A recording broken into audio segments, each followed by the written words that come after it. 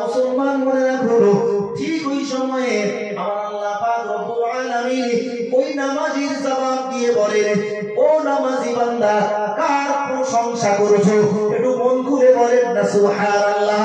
আমরা নামাজের ভিতর দিয়ে বলতে থাকি লিল্লাহি রাব্বিল আলামিন, ওই আল্লাহর প্রশংসা যিনি গোটা পৃথিবীর নিয়ন্ত্রণকারী, গোটা পৃথিবীর পরিচালনকারী, ওই আল্লাহর প্রশংসা যিনি আমি করছি। আর রহমান আর রহিম, এবং তিনি অতীব দয়ালু এবং কৃপাবান। আজকের পৃথিবীতেও তিনি বান্দা বান্দির উপরে যথেষ্ট যেমন দয়া করেছেন, কিয়ামতের কঠিন দিবসে ওই আল্লাহ বান্দা বান্দির উপরে আবার কৃপা করবেন। আমার আল্লাহ পাক রব্বুল আলামিনের প্রশংসায় পরেই আমরা নামাজের ভিতরে আবারও বলি মালিকি ইয়াউমিদ্দিন, ও রব্বুল আলামিন আল্লাহ, আমরা ওই আল্লাহর প্রশংসা করেছি যিনি কিয়ামতের দিনের একমাত্র মালিক। কিয়ামতের কঠিন দিবসে, যেই দিবসে দেখতে পাওয়া যাবে গোটা পৃথিবীর রাজা বাদশা সম্রাট দৌদণ্ড প্রতাপ সম্রাট গুলিও সেদিন কিয়ামতের দিন সবাই দাঁড়িয়ে নিজের চিন্তায় বিভোর হয়ে যাবে। আমার আল্লাহ পাক সেদিন বলবে লিমানিল মুলকুল ইয়াউম, ও হাসরবাসীরা বলো আজকে রাজত্ব কার? লিমানিল মুলকুল ইয়াউম, আজকে রাজত্ব কার? লিমানিল মুলকুল ইয়াউম, আজকে রাজত্ব কার? সেদিন কারো মুখ খুলবার জো হবে না, সবাই মাথা নিচু করে দাঁড়িয়ে থাকবে। সেদিন আমার আল্লাহ পাকের সামনে পৃথিবীর রাজা বাদশা সম্রাটরা কেউ মাথা উঁচু করে দাঁড়াতে পারবে না, কেউ জবাব দেবে না। আমার আল্লাহ পাক রব্বুল আলামিন নিজেই বলবেন লিল্লাহিল ওয়াহিদিল কাহ্হার, ও হাসরবাসীরা মনে রাখো আজকের রাজত্ব কেবলমাত্র শুধুমাত্র আমি আল্লাহ আমার। একটু চিৎকার দিয়ে বলেন না সুবহানাল্লাহ। সেদিনের একমাত্র মালিকানা আমার আল্লাহ পাকে। সূরা ফাতিহার ভিতর দিয়ে আমরা মুসল্লি কিরাম আমরা তা ও কথা প্রকাশ করি মালিকি ইয়াউমিদ্দিন, সেই কিয়ামতের কঠিন দিবসে একমাত্র মালিক যিনি, আমরা তার প্রশংসা করছি। বলেন সুবহানাল্লাহ। সূরা ফাতিহা পড়ছি নামাজের ভিতরে, আমরা বললাম প্রশংসা, আল্লাহ বললেন কার প্রশংসা?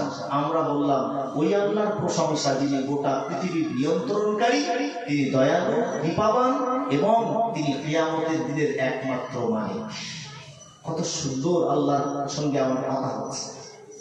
সম্মানিত শ্রোতা মণ্ডলী মনে রাখুন, এরপরেই আমরা বলতে থাকি ইয়্যাকা না'বুদু ওয়া ইয়্যাকা নাস্তাঈন, আপনার কাছেই আমাদের যাবতীয় চাওয়া পাওয়া, আপনার কাছে আমার ইয়্যাকা না'বুদু, আমরা আপনাকেই কেবলমাত্র উপাসনা করি, আপনাকেই কেবলমাত্র আরাধনা করি। ও রব্বুল আলামিন আল্লাহ, আমাদের উপাসনা, আমাদের ইবাদত বান্দেগী অন্য কারো জন্য নয়, কেবলমাত্র আপনার জন্যই। এবং আপনার কাছে আমাদের যাবতীয় চাওয়া পাওয়া। রব্বুল আলামিনের কাছে আমরা বলতে থাকি আমার ইবাদত, আমার বান্দেগী কেবলমাত্র শুধুমাত্র আপনার জন্য, এবং আমাদের চাওয়া পাওয়া সব কিছু আপনার কাছে। আপনি ছাড়া আমাদের চাওয়ার উপযুক্ত কেউ নাই। অতএব আমরা ঈমানওয়ালা মুসলমান যারা কেবলমাত্র শুধুমাত্র আল্লাহ পাকের কাছে যাই, আল্লাহর দিকেই আমরা রুজু হয়ে থাকি। আমরা যখনই কোনো সমস্যায় পড়ব, আমরা নামাজি বান্দা বান্দি যখন শুধু ওই আল্লাহর উপরে সুকুর করে ওই আল্লাহর উপরে তাওয়াক্কুল করা আমাদের উচিত। নামাজ যখন পড়ি আর বলি যখন সূরা ফাতিহার ভিতর দিয়ে ওয়া ইয়্যাকা নাস্তাঈন, আপনি একমাত্র আমাদের চাওয়া পাওয়ার কেন্দ্রবিন্দু। আল্লাহ আপনার কাছেই আমরা চাই, আপনাকেই আমরা আপনার কাছেই জানচা করি, প্রার্থনা করি। সূরা ফাতিহাটা নামাজের ভিতরে যখন আমরা পড়ি, যদি ঠিক এইভাবে সুন্দর করে আল্লাহর কাছে বুঝে, মানাটা বুঝে আল্লাহর সঙ্গে কথাবার্তাটা বলি, দুরাকাত নামাজটা পড়বো, যে স্বাদ আর যে তৃপ্তি পাবো, আর ওই গড়গড় করে শুধু পড়া ফার ডিফারেন্স। ঈমানওয়ালা মুসলমান মনে রাখুন, এরপরেই আমরা বলতে থাকি ইহদিনাস সিরাতাল মুস্তাকিম। রব্বুল আলামিন আল্লাহ আমাদিগকে সিরাতাল মুস্তাকিম তথা সত্য রাস্তায় পরিচালন করুন। সিরাতাল লাযিনা আন'আমতা আলাইহিম, ওই রাস্তা যে রাস্তায় ইতিপূর্বে আপনার নিয়ামত প্রাপ্ত, আপনার নৈকট্য প্রাপ্ত, আপনার প্রিয় ভাজন বান্দা বান্দীরা অমর হয়ে গেছেন। আল্লাহ যে রাস্তায় আপনার প্রিয় ভাজন বান্দা বান্দীরা আপনার প্রিয়তা লাভ করে অমর হয়ে গেছেন, আল্লাহ সেই রাস্তায় আমাদিগকে আপনি পরিচালন করুন। সিরাতাল লাযিনা আন'আমতা আলাইহিম গায়রিল মাগদুবি আলাইহিম ওয়ালাদ-দাল্লিন।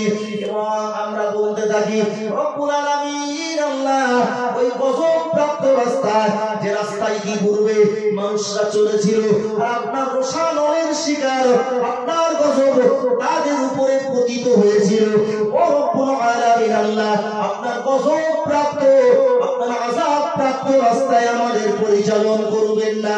ওই মানওয়ালা মুসলমান এত সুন্দর দোয়া প্রার্থনা আল্লাহর সঙ্গে কথোপকথনের ভিতর দিয়ে করবার পরে আমরা যখন সূরা ফাতিহা শেষ করি আর আমরা বলতে থাকি আমিন।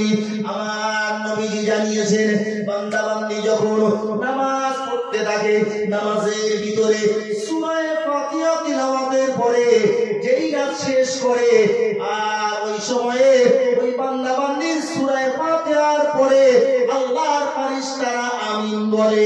আমার নবীজি বললেন আর যখন নামাজের ভিতরে এই বান্দা বান্দি সূরা ফাতিহা শেষ করে যেই না আমিন বলে, আল্লাহর ফেরেশতা দিকে আমিন বলার সাথে এর আমিন বলাটা যখন মিলে যাবে, ওই বান্দা বান্দির জীবনের গুনাহগুলি আমার আল্লাহ মাফ করে দেন। একটু মন খুলে বলেন না সুবহানাল্লাহ, আর চিল্লিয়ে বলেন না সুবহানাল্লাহ। একটু বুঝে করতে হবে, নামাজ পড়বো 2 রাকাত না গুনাহ মাফ হয়ে যাবে সব, শুধু বুঝে একটু করতে হবে। নবীজি বললেন যে যেইটা নামাজি বান্দা সূরা ফাতিহা শেষ করে আল্লাহর ফেরেশতারা আমিন বলে, আর ওই আল্লাহর ফেরেশতাদের আমিন বলার সাথে নামাজি বান্দা আমিন যখন মিলে যায়, এই নামাজি বান্দার জীবনের সগীরা গুনাহ আল্লাহ মাফ করে দেন। বলেন সুবহানাল্লাহ।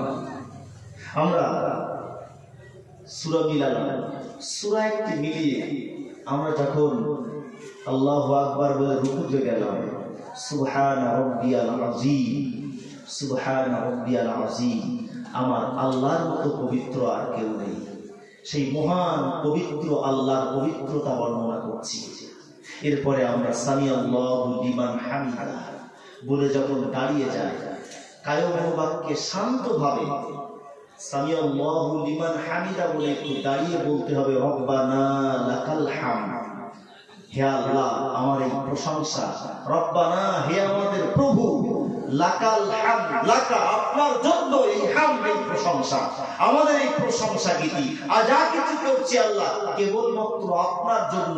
যখন আমরা সামিআল্লাহু লিমান হামিদা বলে দাঁড়িয়ে রব্বানা লাকাল হামদ বলি, ওই বান্দা বান্দির সওয়াব দেখার জন্য আল্লাহ নির্বাচিত 30 জন ফেরেশতা প্রতিযোগিতা করে কে কতটা সওয়াব পেতে পারে। বলেন না সুবহানাল্লাহ।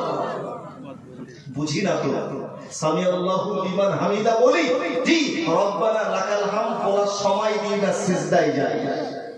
রব্বানা লাকাল হামদ যদি দাঁড়িয়ে কায়ম বাক্যে একটু দাঁড়িয়ে সুন্দর করে দাঁড়িয়ে বলবো, জি এর ভিতর দিয়ে আমার আল্লাহ পাকের ফেরেশতারা আমাদের আমলনামায় সওয়াব ভরপুর করে দেবেন। সুবহানাল্লাহ।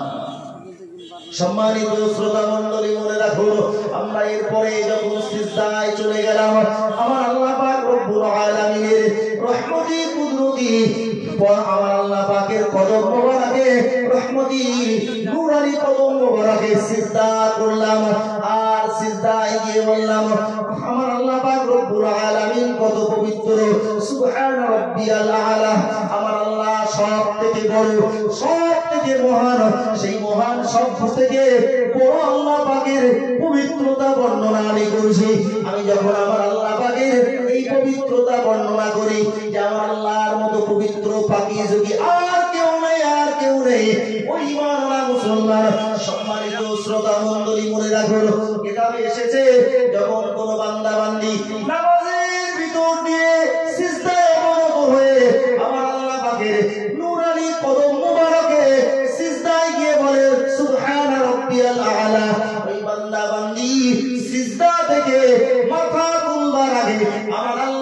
খুশি হয়ে ওই বান্দা বান্দির জীবনের সমূহ গুনাহ রাশিগুলিকে মাফ করে দেন। একটু মন খুলে বলেন না সুবহানাল্লাহ। ওই মানলা মুসলমান, আমি আপনাদিগকে ফজিলাত গুলো বলতে শুধু এটাই ফজিলাত বলে এটাই বোঝাতে চাইছি, নামাজ যখন আমি আপনি করি একটু বুঝে পড়ার চেষ্টা করি। আমি আপনি যদি সত্যকারের নামাজের ভিতরে একটুখানি বুঝে অর্থগুলোকে নিয়ে নামাজ আদায় করি, আমার আল্লাহর জন্য নামাজ পড়াটা যেমন তৃপ্তিদায়ক হবে, আমার আল্লাহ খুশি হবেন, পাশাপাশি আমার আল্লাহ পাক রব্বুল আলামিন আমাদের জীবনের তামাম গুনাহগুলিকে মাফ করে দেবে। একটু মন খুলে বলেন না সুবহানাল্লাহ। আমি যখন নামাজ পড়ছি এভাবে এত মজা পাবো নামাজের ভিতরে, এত তৃপ্তি পাবো নামাজের ভিতরে, জি আপনি পাশ দিয়ে কেউ গেলেও বুঝতে পারবেন না কি হচ্ছে, মশা কামড়ালেও বুঝতে পারবে না। আমরা তো মসজিদে গেলে মশা কামড়ালে লুঙ্গি ঝটপট করি, চুট চুট করি, আর হচ্ছে না, গরম সহ্য হয় না। আসলে কি নামাজের মধ্যে ঢুকতে পারি না। নামাজের ভিতরে যদি ঢুকতাম, আল্লাহর সঙ্গে নামাজি বান্দার যে কি রিলেশন অনুভব যদি করতাম, সেই অনুভব নিয়ে যদি, সেই অনুভূতি নিয়ে যদি নামাজে দাঁড়াতাম, আমাদের মশা কামড়ানো মনে আসতো না, লাগতো না, আর গরমও অসহ্য মনে হতো না। নবীর যুগে